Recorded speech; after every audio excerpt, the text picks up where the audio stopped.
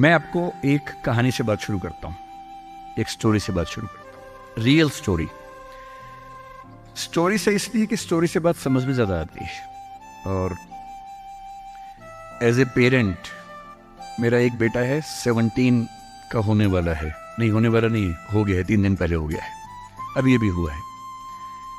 तो 17 की उम्र आप जानते हैं सबसे खतरनाक होती है। आप लोग भी लगभग उसके आसपास होंगे या अब ये भी उससे निकले होंगे। Most difficult age is this, 16, 18, 19। इस उम्र में आपके हार्मोन्स इतना ज़्यादा जंप करते हैं कि मूड स्विंग्स बहुत ज़्यादा होते हैं। आपको अपने दोस्तों से बात करके इतना सुकून मिलता है। पेरेंट्स दुश्मन नज़र आते हैं इस उम्र में। पेरेंट्स कोई अच्छी बात भी कहें तो लगता है कि ये क्यों मनहूस लोग हमारे घर में रहते हैं, क्यों ऐसी खराब खराब बात बोलते हैं। They don't understand, they are outdated people, ऐसा मन में भाव आता है। सबको आता है। आपको आ रहा है तो पहली बार नहीं आ रहा है, आज से 30 साल के बाद आपके बच्चों को भी आएगा आपके बारे में, एकदम उतनी ही इंटेंसिटी से आएगा जितना आपको आता है। जितना आपको लगता है कि आपके पेरेंट्स बिल्कुल नहीं समझते, आपके बच्चे आपके बारे में यही सोचेंगे 30 साल बाद। ये एकदम इटर्नल ट्रुथ है जिसको आप रोक नहीं पाएंगे। So this is a normal thing. आप लोगों की एज में जो सबसे बड़ी चिंता मुझे होती है, जैसे मैं अपने बेटे से बात करता हूं, तो मैं तो एक बहुत ही खराब पेरेंट हूं। खराब पेरेंट का मतलब मैं कभी कहता ही नहीं कि पढ़ो, कभी कहता ही नहीं कि टॉप करो, मैं कभी नहीं कहता। मैं सिर्फ ये कहता हूं कि बेटा हर साल एक क्लास पास करते रहो, काफी है। बस इतनी साउंड प्रिपरेशन मत करना कि मैं 8वीं क्लास 2 बार में करूंगा, ऐसा मत करना, एक ही बार में कर लो। और मैं कभी परसेंटेज पूछूंगा नहीं आपसे, मैं पूछता भी नहीं, हालांकि वो बता देता है, लेकिन मुझे उसमें इंटरेस्ट है नहीं। वट एवर परसेंटेज ही gets. And we also have a daughter, I mean I am not the biological father, she is a relative's daughter, so she lives with us. हम दोनों बच्चों से बोलते हैं कि हम कभी नहीं पूछेंगे परसेंटेज क्या है, ना हम पूछते हैं, ना हमारा इंटरेस्ट है। हमारा इंटरेस्ट केवल इस बात में है कि वो बेहतर ह्यूमन बीइंग्स बन जाए, क्योंकि मैंने ज़िंदगी को बहुत अच्छे से देखा है। और मैं एक बहुत ही ख़राब स्टूडेंट रहा हूँ स्कूल में, बहुत बदमाश, शरारती, कम पढ़ने वाला। पर दिमाग इतना था कि 10 दिन 20 दिन पढ़ के अच्छे नंबर आ ही जाते थे। तो मेरा दिमाग कहता था कि जो काम 10 दिन का उसके लिए साल क्यों खराब करूं। जब 10 दिन में हो ही जाता है तो 10 दिन खराब करेंगे उसको। और दूसरी बात, ओवर द ईयर्स मैंने ये सीखी है कि जो मैंने स्कूल में पढ़ा था उसमें से बहुत कम जिंदगी में काम आता है। मैंने ट्रिगोनोमेट्री पढ़ी, मेरी जिंदगी में कभी काम नहीं आई। मैं कभी थीटा बीटा लगा ही नहीं पाता कहीं पर भी, आज तक यूज नहीं किया मैंने थीटा, कहाँ थी यूज करूं, काम ही नहीं आया। मैंने दुनिया भर के नक्शे रटे थे स्कूल में, कहीं काम नहीं आए। जब किसी देश में घूमने जाता हूँ, वहाँ का नक्शा देख लेता हूँ और बचपन वाला याद भी नहीं आता, फिर से देखना पड़ता है। सीधी सी बात है। तो मैंने फील किया कि ज़्यादातर चीज़ें जो स्कूल में हम पढ़ते हैं, कॉलेज में पढ़ते हैं, वो जो नॉलेज है वो ज़िंदगी में बहुत काम नहीं आती है। जब काम आता है वो और चीज़ें, मैं उस पर ज़्यादा बात करूँगा आपसे। लेकिन मेरी चिंता एज ए पेरेंट, और क्योंकि आप बच्चे उसी उम्र में हैं, मैं लगभग 50 साल का हूँ, तो आप मेरे लिए लगभग उसी रोल में हैं कि आप मेरे बच्चे जैसे हैं। क्योंकि जो बच्चे होते हैं ना, अपने पेरेंट्स से बड़ी नफरत करते हैं, दूसरों के पेरेंट्स की सुन लेते हैं बात। तो आप मेरी बात सुन लेंगे, अपने घर में नहीं सुनेंगे। जैसे मेरा बेटा मेरी बात नहीं सुनता है, वो शायद यहाँ सीएम साहब की बात सुन लेगा। तो दूसरों की बात सुनना आसान होता है, अपने पेरेंट्स की बात सुनना मुश्किल होता है। तो आप सुन रहे हैं इसलिए मैं सुना रहा हूँ आपको। तो जो कहानी मैं आपको सुनाना चाह रहा हूँ एक रियल कहानी है, और मेरी सबसे बड़ी चिंता अपने बच्चों को लेकर, आपको लेकर वही रहती है। मैं जब भी कोई कहानी सुनाता हूँ, नाम, जगह, वो सब बदल देता हूँ ताकि किसी की प्राइवेसी पर हमला ना हो। सबकी राइट टू प्राइवेसी है ना। एक बच्चा था जिसको मैं जानता हूँ, बचपन से जानता हूँ, बहुत ही जबरदस्त आर्टिस्टिक बच्चा, म्यूजिक का उस्ताद। उसके घर में लगभग सब लोग म्यूजिक के उस्ताद थे, इंस्ट्रूमेंटल म्यूजिक, वोकल म्यूजिक, हर चीज में अच्छा, पढ़ने में भी ठीक, बढ़िया। और जब हम स्कूल में थे, वो मेरी क्लास में तो नहीं था, थोड़ा सा अलग क्लास में था, पर स्कूल में बहुत पॉपुलर था being into music. I was in debating, he was into music. और बाद में उसने हमारा स्कूल छोड़ भी दिया कुछ समय के बाद, फिर वो कहीं और चला गया, फिर हमारा मिलना नहीं हुआ। उस समय ना तो व्हाट्सएप था ना यूट्यूब था, तो बाद में मिलने का स्कोप भी नहीं रहता था। जो एक बार चला गया वो चला ही जाता था उस समय। अब तो बच्चे जिंदगी भर दोस्त रहते हैं। फिर जब मैं दिल्ली यूनिवर्सिटी में आ गया, ग्रेजुएशन कर चुका था, उसके बाद अचानक मुझे एक बचपन का दोस्त मिला जिसने मुझे एक इंटरेस्टिंग क्या डेवास्टेटिंग बात बताई। तो बात चल रही थी कि स्कूल के दोस्त कहाँ कहाँ हैं, क्या कर रहे हैं। तो बातों बातों में उसका जिक्र भी आया। तो मैंने बड़ी उम्मीद से पूछा, मैंने कहा वो तो बॉम्बे चला गया होगा, फिल्म इंडस्ट्री में चला गया होगा। तो मेरे दोस्त ने पूछा कि तुम्हें नहीं पता उसके बारे में? मैंने कहा नहीं। उसने कहा यार वो जेल में है,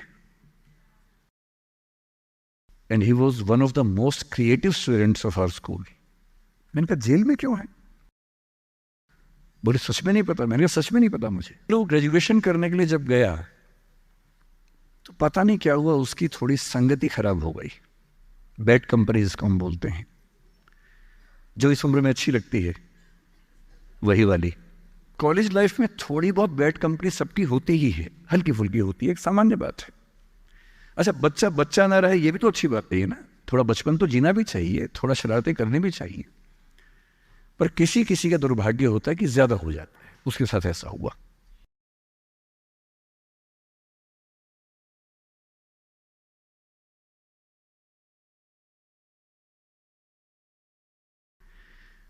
मतलब 1000 लोग जाएंगे तो उनमें से एक आध वापस आएगा, वो भी इतने मुश्किलों से जो ऑलमोस्ट इम्पॉसिबल है।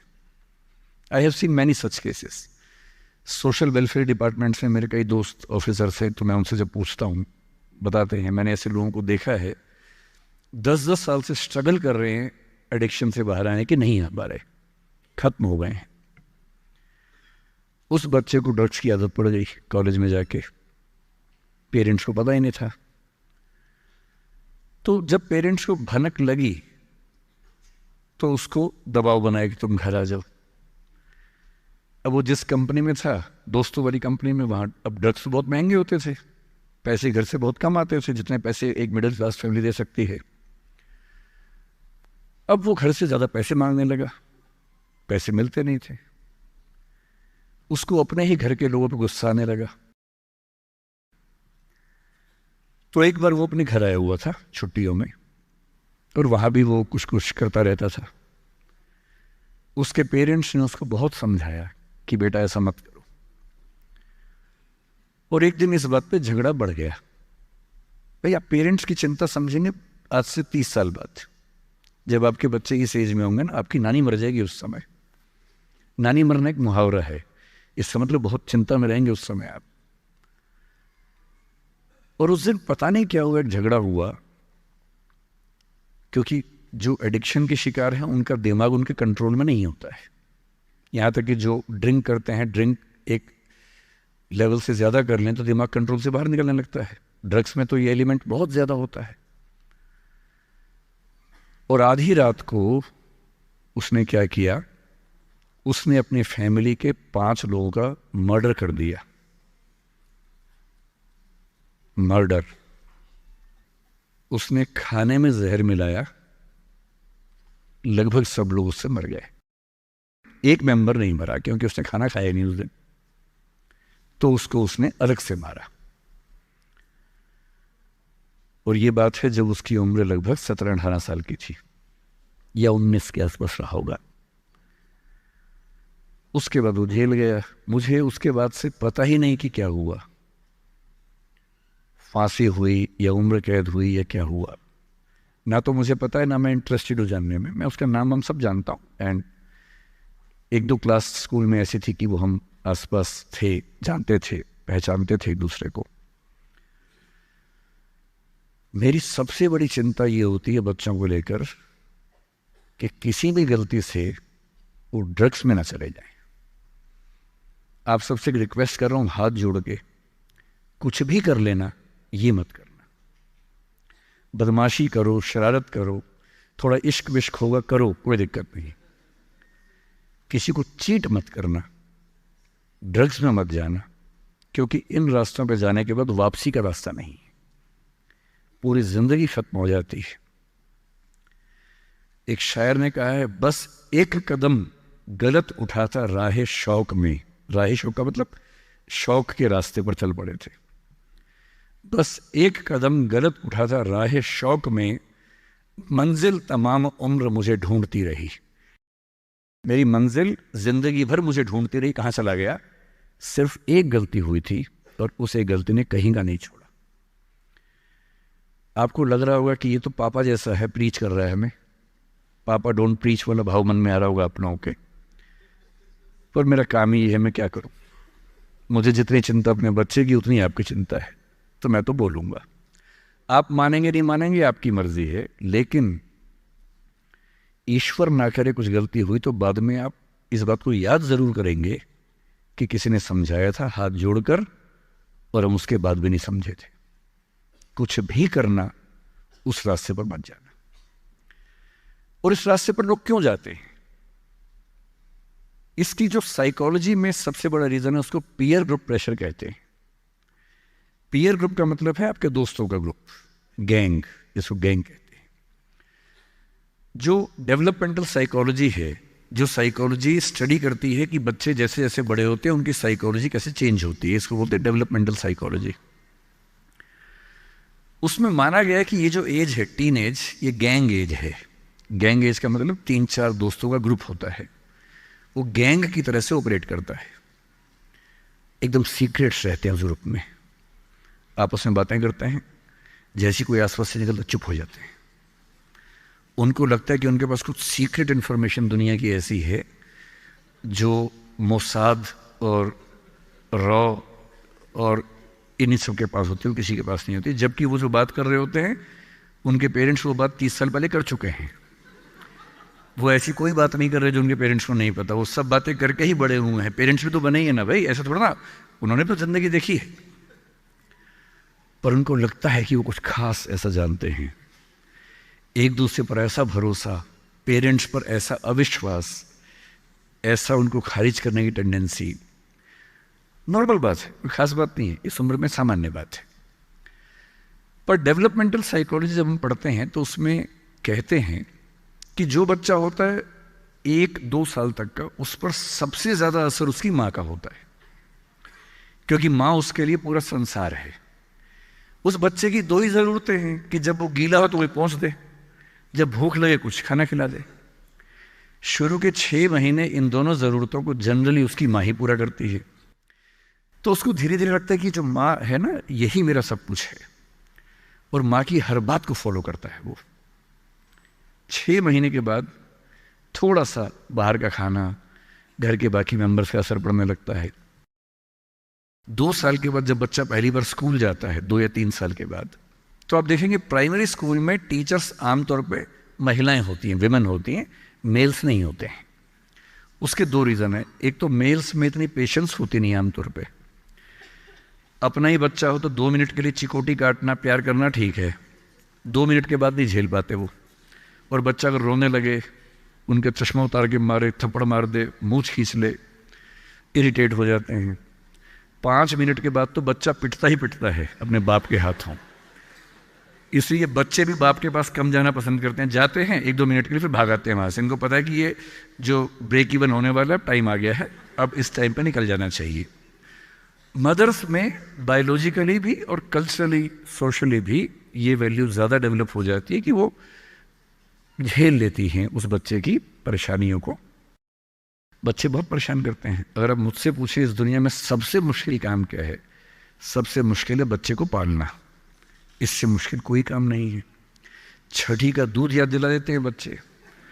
बच्चे को पालने से मुश्किल दुनिया का कोई काम नहीं है, और वो काम जनरली हमारे घरों में मदर्स करती है, जिनका इतिहास में नाम नहीं लिखा जाता, जबकि सबसे महत्वपूर्ण काम घर के अंदर वो कर रही हैं। इस बात की बहुत वैल्यू है।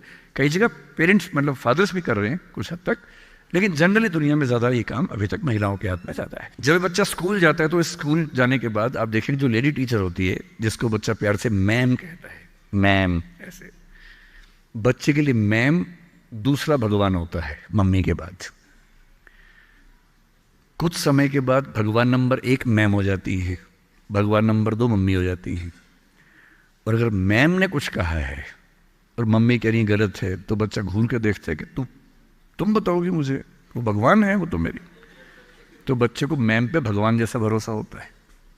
फिर जब वो बड़ा होने लगता है 10, 11, 12, 13 साल का,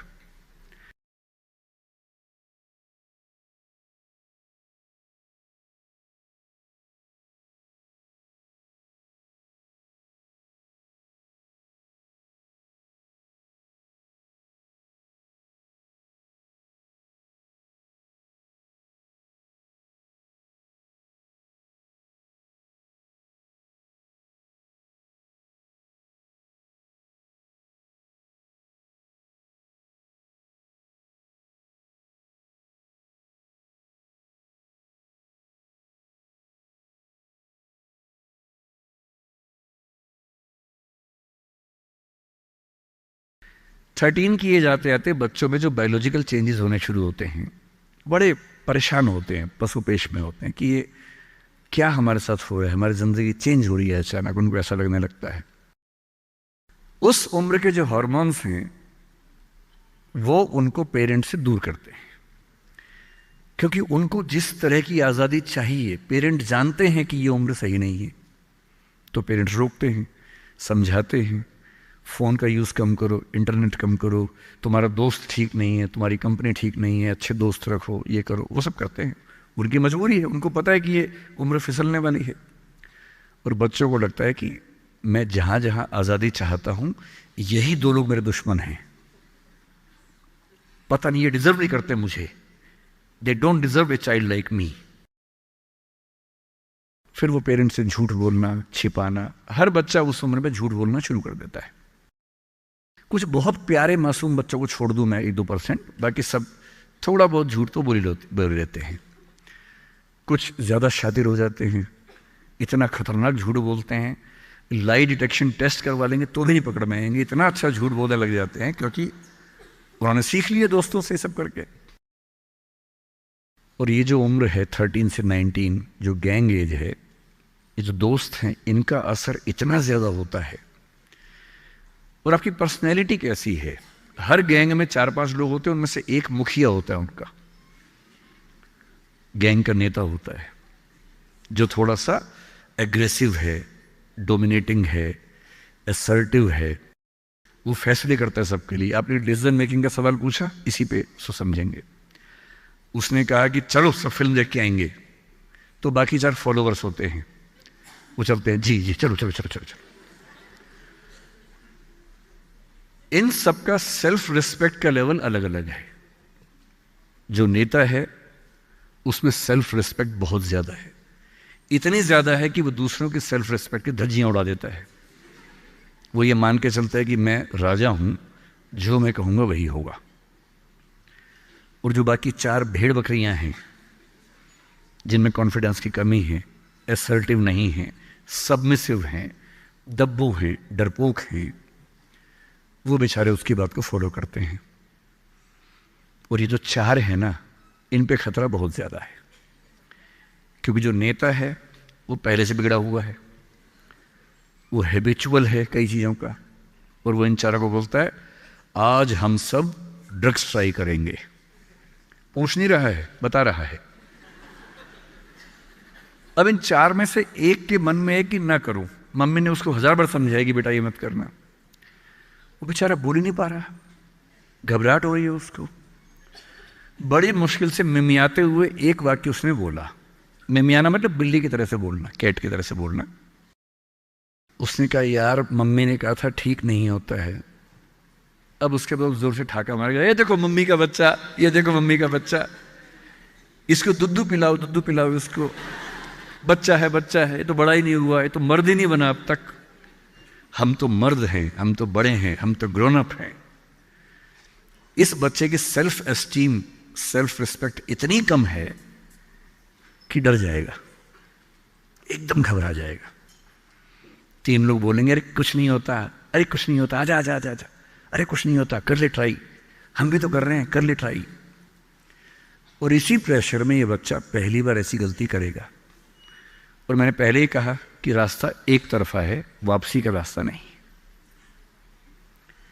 इस प्रेशर को बोलते हैं पीयर ग्रुप प्रेशर, दोस्तों का प्रेशर। मैं अपने बच्चे को केवल एक बात सिखाता हूं, बाकी पढ़ाई लिखाई तो मुझे पता है जिंदगी में जब कोई करना चाहेगा कर ही लेगा। इंटरनेट की दुनिया में, गूगल की दुनिया में, अब क्या मतलब मैं क्या पढ़ा दूंगा आपको, टीचर क्या पढ़ा लेंगे, सब गूगल पे उपलब्ध है, सब ऑनलाइन अवेलेबल है। जो टीचर बनना चाह रहे हैं समझ लें, अब टीचर का काम नॉलेज देना नहीं है, नॉलेज आपसे ज्यादा, आपसे बेहतर गूगल पे है। अब आपका काम उससे ज्यादा बड़ा है। क्या है अभी डिस्कस करेंगे। मैं केवल एक बात पे फोकस करता हूं कि मेरे बच्चे या आप लोग पीयर ग्रुप प्रेशर से बच सके। मैं खुद बचा था, अच्छे से बचा था, मेरे पेरेंट्स की भूमिका थी। मैं जिस हॉस्टल में रहा उस हॉस्टल में लगभग सब ड्रिंक करते थे कॉलेज के दिनों में, मैं नहीं करता था। मुझे कभी जरूरत ही नहीं लगी उस चीज़ की, तो नहीं लगी तो नहीं किया। अच्छी बात सिर्फ इतनी है, मैं ये नहीं कह रहा कि ड्रिंक करना अच्छी बात है कि बुरी बात है, वो तो इंडिविजुअल फैसला हर किसी का है, लेकिन मैच्योर होने के बाद, बचपन में नहीं। मैं सिर्फ ये कहना चाह रहा हूं कि अगर 4 लोग मुझ पर दबाव डालें और मैं उनके दबाव में आ जाऊं, ये ठीक नहीं। मुझे ध्यान है कि हमारे हॉस्टल की नाइट चलती थी, फ्राइडे की रात है, वार्डन साहब छुट्टी पे हैं, 10-12 लोग एक कमरे में बैठे हैं, शराब की बोतल खोल ली है या बियर जो भी है, सबका मन है पीने का। वो मतलब एडल्ट्स हैं, 18+ के थे, वो शायद लीगली अलाउड होगा उनके लिए, मुझे नहीं पता। और जो लोग नहीं पीना चाहते उनको दबाव बना रहे हैं कि आ पी के दिखा, तू मर्द है तो पी के दिखा, बड़ा हो गया तो पी के दिखा। जब भी कोई ऐसा दबाव बनाए ना, इतना भी दबाव में नहीं आना है। जैसे कोई बोले बड़ा है तो पी के दिखा, आपको बोलना है मैं इसको पिए बिना ही बड़ा हूं। मर्द है तो पी के दिखा, मैं इसको पिए बिना ही मर्द रहता हूं। तुम इसको पी के मर्द बनते हो, हम ऐसे ही मर्द हैं भाई। दोस्त नहीं है क्या हमारा, तो क्या बोलना है? अगर तुम्हारी दोस्ती के लिए मुझे पीनी पड़ेगी शराब, तो मेरी दोस्ती के लिए तुम छोड़ क्यों नहीं सकते? अजीब बात है भाई। दोस्त, क्या मैं ही तुम्हारा दोस्त हूं? तुम मेरे दोस्त नहीं हो? तुम्हारी दोस्ती के लिए मैं ड्रग्स लेना शुरू कर दूं और मेरी दोस्ती के लिए तुम छोड़ नहीं सकते? अगर तुम छोड़ नहीं सकते तो मैं ले नहीं सकता। और दोस्ती अपनी जगह है, हमेशा ध्यान रखना। भूल के भी कभी कोई ऐसी डिमांड मत करना जो दोस्ती की हदों से ज्यादा जाती हो। मैं साफ कह रहा हूं, मैं ड्रग्स के रास्ते पर नहीं जाऊंगा, ये काम मैं नहीं करूंगा। मुझसे दोस्ती रखनी है, इन शर्तों के साथ रखो। मैं किसी दबाव में ना आया हूं ना आऊंगा। इसको बोलते हैं असर्टिवनेस। अपनी शर्तों पे जीऊंगा, किसी के दबाव में नहीं जीऊंगा। जो गलत है गलत है, नहीं करना है तो नहीं करना है।